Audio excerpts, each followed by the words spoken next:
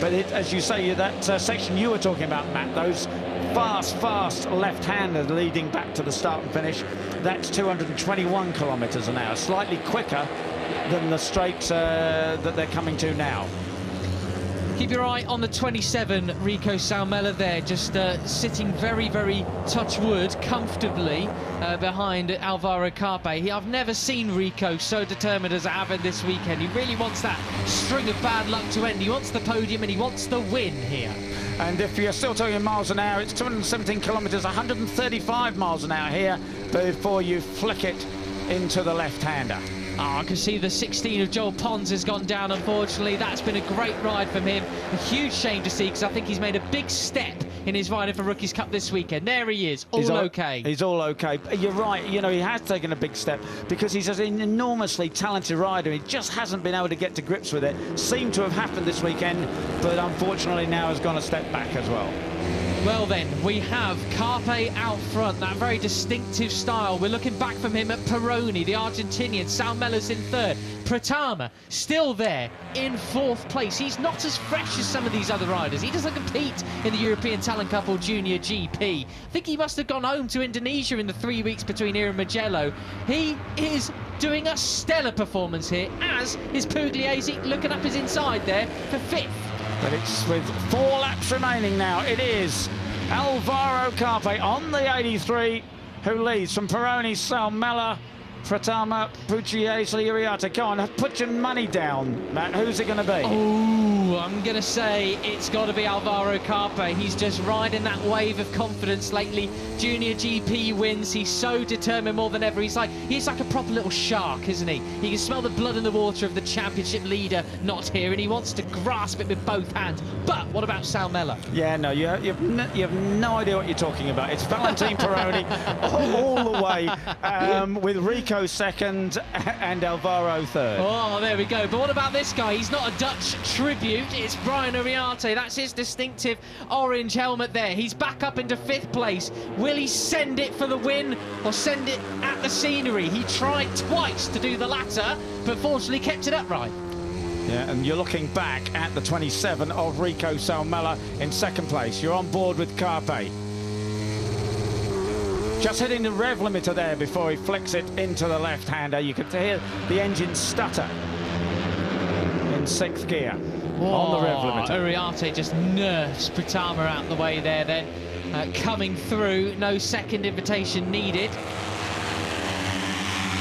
Look at this, Salmela going for the lead. Oh, through the inside, through the fastest section of the track almost. Well, one of the fastest corners at least. Goodness me, that was brilliant. This is even better for Carpe. But what about Iriarte? Where's he come from? He was off the track and then he had a big tucker. You think you're supposed to, that's upset your confidence. It hasn't upset it at all, has it? It's completely, he's hit the reset button completely, and here he is. We're looking forward from him. It's Salmela versus Carpe out front, but Iriarte has well and truly joined the party once again. But look at the gaggle of riders behind them, looking to pick up the pieces if any misfortune befalls the riders out front. Christian Daniel Jr. well in for the hunt for this one, the 70 there. What a performance this is from him.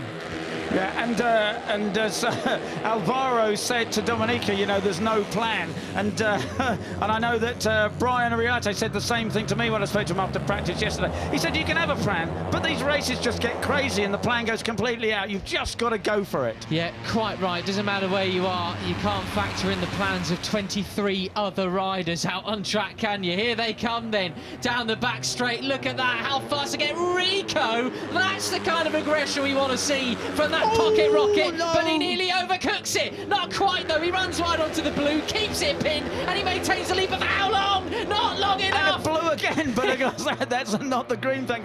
Anyway, it's Alvaro Carpe who has the run again, but he's got Brian Iriarte right on his tail.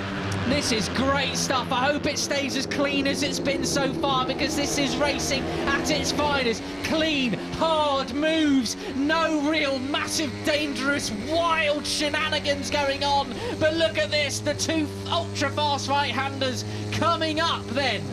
It's still 10 riders still within a second.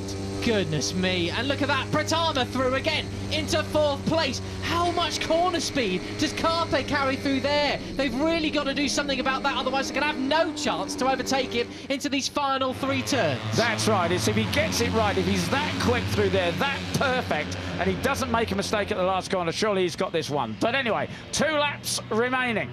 Uriarte, 2nd place, but for how long? Rico's up his inside. 2 laps to go. It's all on the table, Peter. And Moodley, who looked so good earlier on, is now back into 10th place. Oh, goodness me, that's a real shame for him. I was looking forward to seeing him up front again, but he's still able to pick up any pieces that may be swept away from any shenanigans out front. Here they come onto the back straight again then. Right. Penultimate. Oh, and somebody's off Worrell on the green. That's Christian Daniel Jr. But didn't he get a long lap penalty warning already? I'm not sure. A track limits warning, yeah, he did. So he could be in trouble, unfortunately. Okay, right, down the back straight. It is the 83 of Alvaro Carpe. But then Rico Salmela. Then the 73 of Valentin Peroni. Goodness, there's nothing in this, is there? No, really not. A lap and a half remaining. This is a high-speed, ultra-high-speed game of chess. Assen is built for bikes like this, basically, these days. I mean, they're just absolutely ragging them around these corners. A bit of negative, positive camber to keep it tied right in. And look at this double right-hander there. They're like a slingshot out onto this little squirt before the final few corners. Here we go then. A dress rehearsal for the final lap coming up. Yeah, let's see, as you said, you know, Alvaro is so good through here. Can he do it perfectly? Or is he going to show the other guys what he's capable of? Oh, my goodness. Wow, he is so good, Matt, isn't he? You're so right, he's so good. Now get this perfect, and no one's going to get past him, surely. Goodness me, how about that for some moves through there? Pugliese up the inside of Veda Pratama. That was brilliant. So there was your dress rehearsal. If Carpe repeats that, he's got the win. But the trouble is, there's 17 corners before then. Well, that's right, and he's shown the other guys what he can do, hasn't he? So they all know that they can't let him do that because he is just so good. And up the inside is Peroni. He's trying, but there it is. Carpe just rails it round the outside. There's the alternate lines you spoke about with Colin Vire into the Strubben here. Uriarte up the inside of, I think that's Zanni there as well. It is the Italian from about out of the top 5, battling for the podium here. And all up into 6th gear down the back straight here, as I said, up to 217 kilometres an hour, 135 miles an hour. Look at that. Oh, it's Peroni versus Carpe, but Peroni backs out. Carpe is on a mission here. But surely they don't want to let Carpe lead, do they, in the last corners, because he is so good there. Uriarte's going to have something to say. Yeah, they've got to get past him, I think. Here we go then, some big overtaking opportunities coming up. You've got to hang it out wide here and send it up the inside, but Carpe looks to go on his line. He does, but does he do it well enough? Yes, he does. So here we go then, the double right-hander, the slingshot onto the back straight. We've got Holger Heide coming up, one of my favourite corners on the calendar. Here we go, Peter. It's Peroni. Peroni's going to do it. He's going to pass Carpe. He's going up the inside there. Look at that. What a move! What a move! But Carpe's coming back. Brian Uriarte goes down the outside. It's Rico! Uriarte! Oh, He's goodness me! Who's going to be late on the base? Rico's still got it. He's only in 2nd place. But Uriarte has it. Can Rico go up the inside? He cannot. Pratama comes through to 3rd place. Come on, lads! Uriarte's going to take the win. He does! Uriarte over goodness Peroni. me! Who's got it then? 3rd? It's Peroni! Goodness me! Uriarte wins from nearly high-sided to the moon. And Salmela he was... my goodness, totally breathless. Wow, so Carpe, wow.